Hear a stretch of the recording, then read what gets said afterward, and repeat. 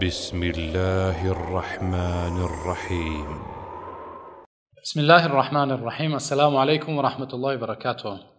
امروزها ما بسیار شکایت میکنیم از تربیت فرزندان و بسیاری پدر و مادران میگویند که فرزند عصر 21 است میگویند و فرزندان عصر 21 بسیار تغییر یافتند میگویند و امروزها تکنولوژی امروزه با تلفن و با گادجت و کامپیوتر و با این چیزها بسیار مشغول میشوند و تربیت آنها میگویند کمی دشوار شده است.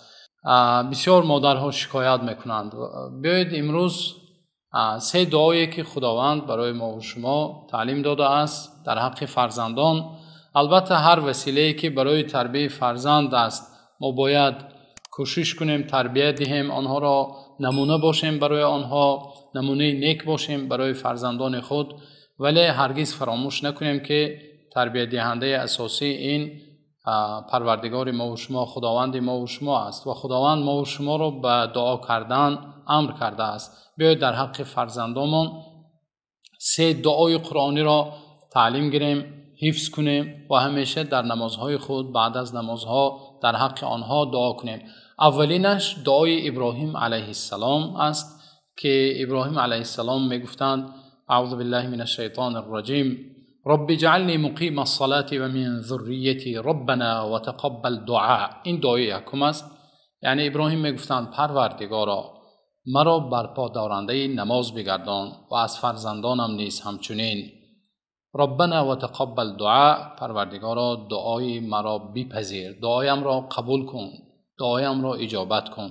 این اولین دعا بود. دعای دیگر دعای عباد الرحمن، همچون صفتهای بندگان رحمان آمده است که یکی از صفتهای آنها دعا میکردند، میگفتند والذین یقولون ربنا هب لنا من ازواجنا و ذریاتنا قرة اعین واجعلنا للمتقین اماما. یعنی آنها دعا میکردند و میگفتند پروردگارا اهل عائله ما را و فرزندان ما را مایه شادی دلهای ما بگردان و آرامی چشممان بگردان و جعلنا للمتقین اماما و ما را پیشوای پرهیزگاران بگردان.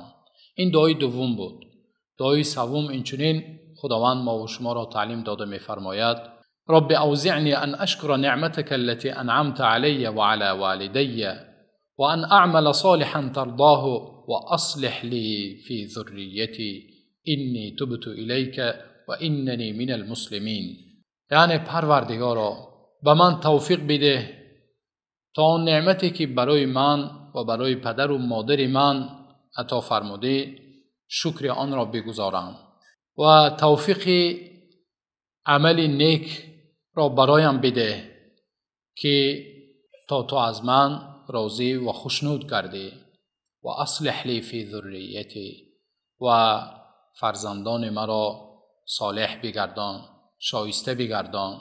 انی تبت الیک، من به سوی تو توبه کردم و اننی من المسلمین و البته من از جمله بندگان مسلمانم. این سه دعا بود. این دعا را کوشش کنیم حفظ کنیم و در دعاهایمان در نمازهایمان دعا کنیم.